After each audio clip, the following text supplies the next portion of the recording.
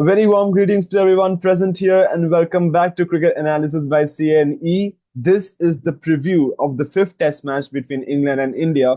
Quite an early one because there is only 3 days break between both the test matches. So a lot of things to talk about and we just covered the review the last day. So lot of things to talk about as we head on to the preview of the test match. This time we have the full party in front of us. We have Proneet Ghatak and Vedant Sharan, who has recently come back into the flow of videos. So very warm greetings to all of you as well. And before every thing is done, we're going to just go straight ahead into our segments of the day, where we have 5 segments. We have, of course, where the series stands right now and how important this test match is in the context of the series and the WTC cycle, of course. Then we're going to talk about squad updates. There have been changes in both the squads as well. It's something that is not regular, but it's there again. So we are going to talk about that as well. Then we're going to talk about conditions of Kennington Oval. This is the fifth test match and it's going to be played back in London beside Lords, where the match is going to be held at the Kennington Oval, which hosted the 2023 WTC final. Then we're going to construct the playing 11s of both the sides together because at the time of recording, England haven't posted the 11, so we are going to construct the English 11 as well. And then predictions. So without further ado, let's get on to the first segment, series as it stands.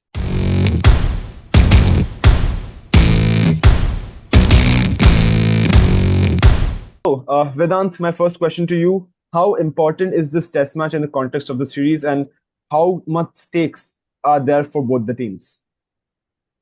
I think again, it is 2-1 favoring England currently. So of course India will look to draw. They have lost in the previous series, so that way it is an important one. And with respect to WTC, as we have spoken about it in our previous video on WTC, every match is important. So there's no point of going and explaining that. And in the overall scheme of things, I think with the fact that if we draw it and if we overcome the English attack this time around, then it will be a statement that the young team is ready for the difficult challenges. So that way, on a mental level also, it is a very important match. Yeah. And the last few series, India have been able to tie with England in the 2021 series, in the famous Kohli series, where the English media told that Kohlism works, but not the whole thing that needs to be reviewed. So that was a famous series. Then back in 2018, we've lost a very well fought series to 4-1. And then we haven't won an English series for about 20 years. So this time around, we won't win as well, but it would feel good to equal it because the series as well was played equally. So one would imagine that 2-2 would be a very fair score on both the teams. Both teams have fought very well. Hi, sorry for interrupting the video, but I just noticed while editing, yes, I'm an editor as well. I edit the videos as well, right here. I just noticed that we missed an important segment, the team squad update. So I'm just going to say it right here. It won't take a lot of time. Jamie Overton has been added to the English squad, aiding to the workload issues that England might be facing. So he is a backup pacer added to the English squad. And for the Indian perspective, Jagadisan has replaced Rishabh Pant in the squad as a backup to Dhruv Jurel, as Rishabh Pant has sustained a very big toe injury and will be out of the series. So Hill's out and Jagadisan has come into the squad. So that is the changes that both teams have right now. Back to you, Agni. Peace out. Now we go on to conditions, and we're going to talk about the Kennington Oval conditions explained by Proneet. Yes, the Kennington Oval pitch over the years, it has proven to be, in the first initial few days, it has proven to be a batter-friendly pitch. But as we move, it has been a flat track, yes, initially. But as we move on to day 4, day 5, the last few days, it has become a spinner-friendly pitch. So mostly, even if a team has a single spinner in their squad, the single spinner has got a lot of wickets if they are bowling on day 4 or day 5. So that has proven to be really helpful for the spinners. We can say that it has similar conditions to how the Edgbaston pitch played out in the second test. So Oval has similar conditions to that. But if we come into the statistics of teams winning the toss and what they elected to do, etc., you will see a graph in front of you. that first of all, over the past 10 years, if you look at a broader perspective, over the past 10 years, a team which has won the toss and elected to field first, it has happened 8 times out of the 11 games played here. And 3 times it has happened that the team has won the toss and elected to bat first.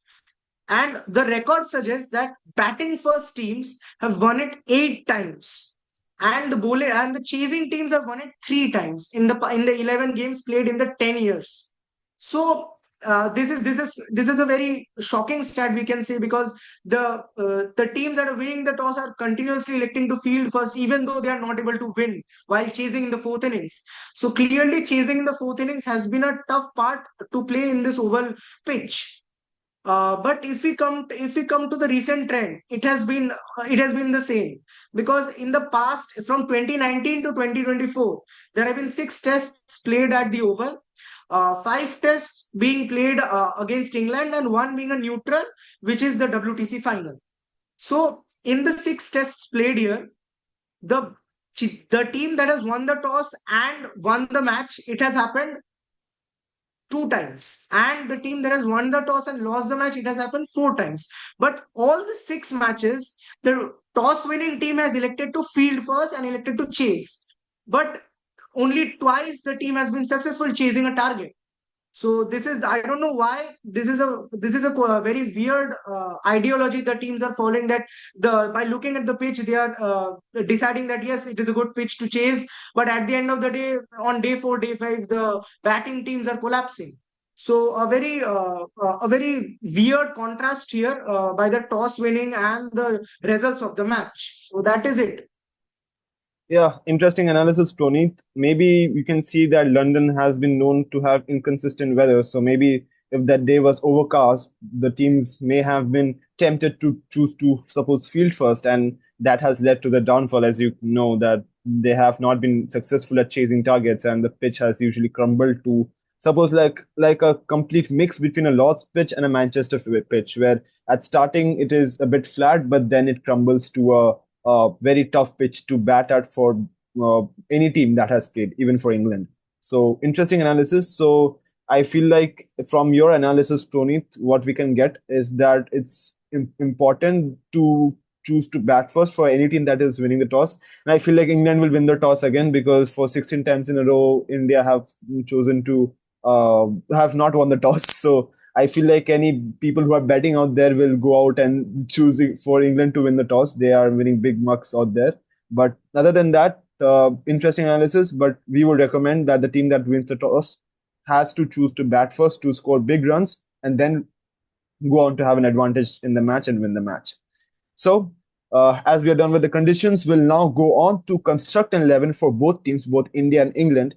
And this will be an interesting segment, because now there are 3 of us trying to choose an 11.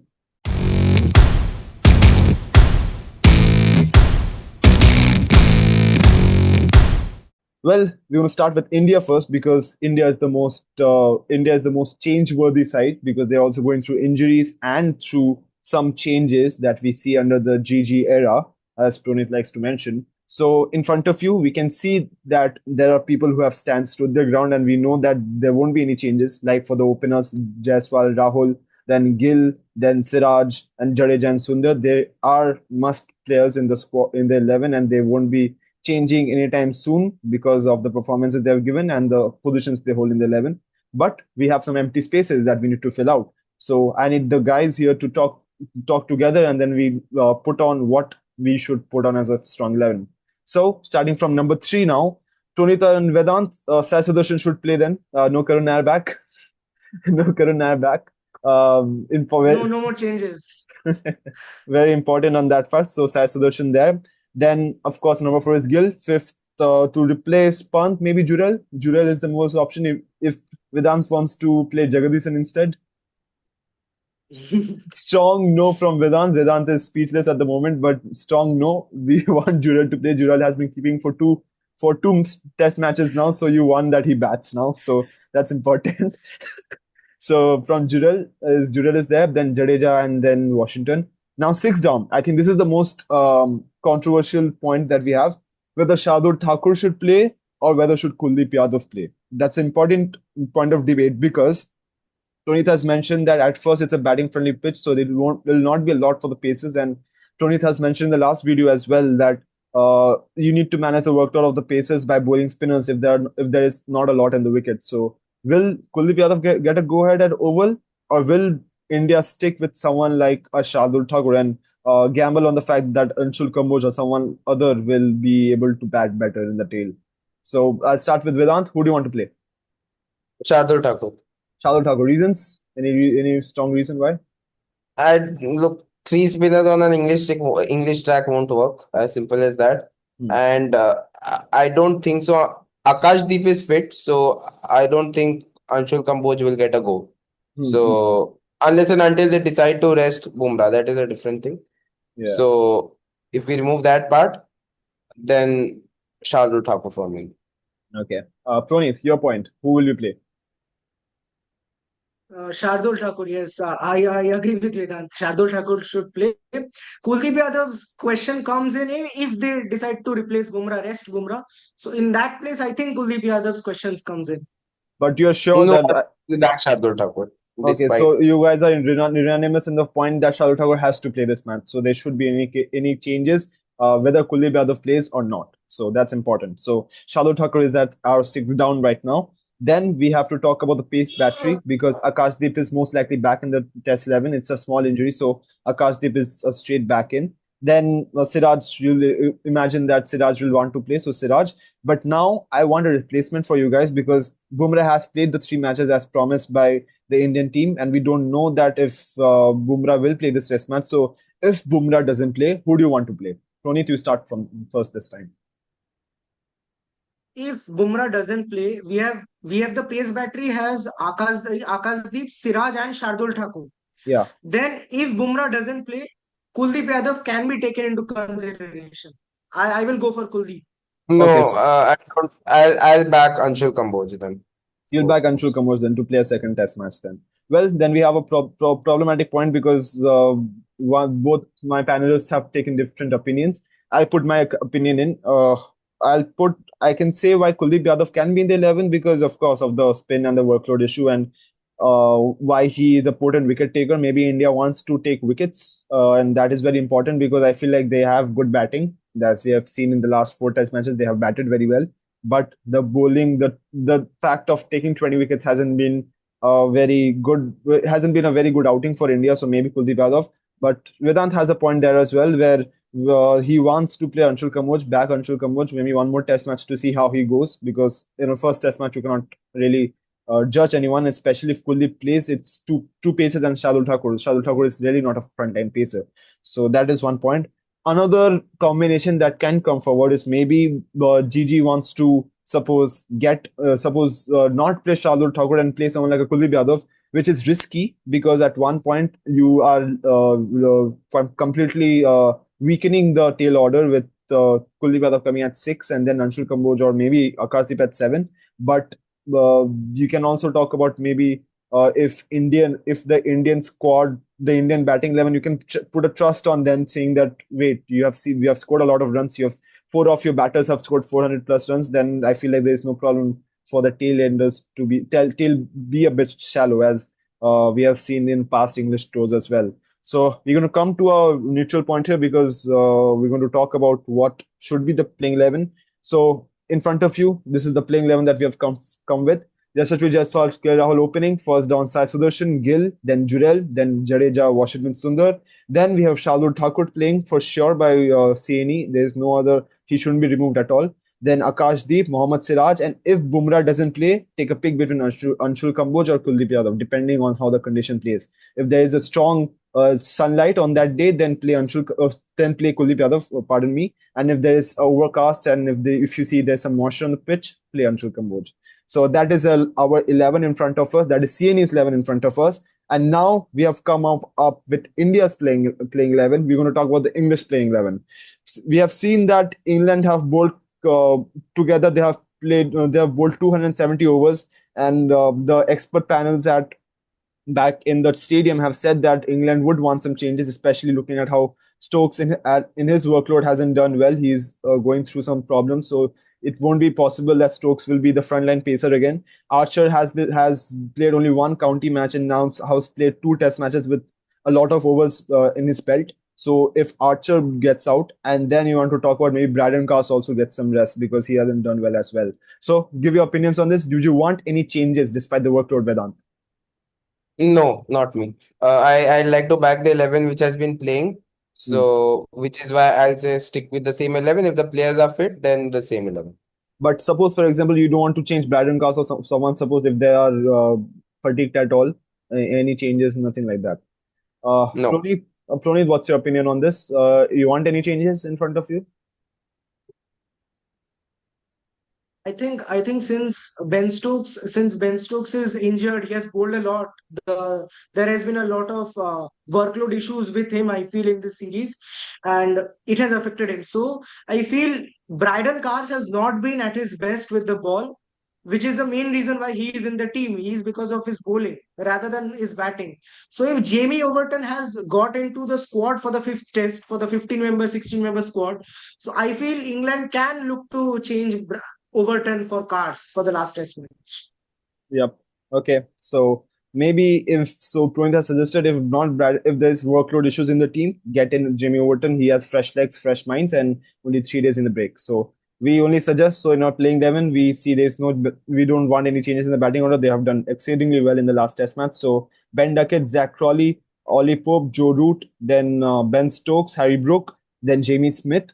And then in the bowling lineup, you'll see Liam Dawson to continue playing. Jofra Archer, if he is fit, he will bowl. Then, if not Braden Cast, then Jamie Overton comes into the 11, and then we have one more pacer. Who's the one more pacer we are missing? Chris Vokes. Chris Vokes I'm missing. So Chris Vokes is also there in the 11. So that is our playing 11. So as that dust is settled, now we're going to talk about our predictions. Most important part because Proneet has been the a torchbearer of predictions. He has been quite accurate with his predictions so far in the series. Vedant has not been because he has been supporting the devil's advocate here, despite him being an Indian. So we're going to talk about all of it in the predictions.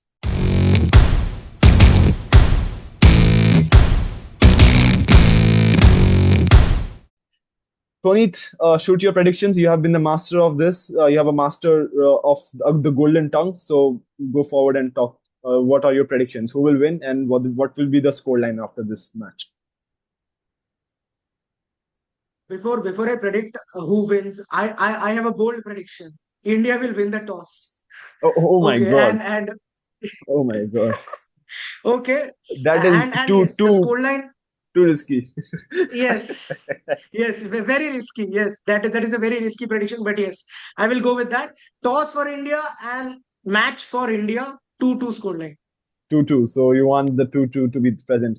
Vedant, what is your prediction? Just opposite of Proneet. England wins the toss, England wins the match. Okay, so you believe that England will win 3-1. Why is the reason so? You feel like too stability? Because they have been the better side, undoubtedly, in this match, in this Undoubtedly. series. So you see 3-1. England will win. Well, one of my predictions came into effect last match because there's been a draw, so I'm very happy. I have certainly have one under my belt, but this time I'll be a bit biased. I'll say India wins this because I feel like it's a closely fought series and it will be very insulting to the match line if there's a 3-1 scoreline. So I will want 2-2 to be there because it looks like it's a drawn series and you want a drawn series because both sides have fought very well against each other. So there is that. There is our predictions. Our predictions for this match. We'll of course join in after the series ends as well. After the test match gets over, we'll be back as well for the review of this test match. But till then, have a very good night, fellas. It's very late at night for us. But till then, it's a goodbye from us at CNE. Good night, Vedant and Proneet. So Proneet, talk us through this whole conditions at Kennington Oval that is played on London.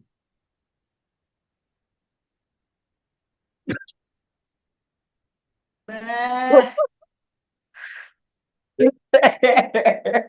भाई अब मेरे से नहीं लिया जाए network यार रुक जा भाई कुछ करता हूँ भाई मैं हंसी नहीं रोक पा रहा हूँ यार मेरा हो गया मैं रिटायर कर रहा हूँ भाई अरे अगली मैं यार रेजिग्नेशन इंटरनेट लेटर दे रहा हूँ भाई।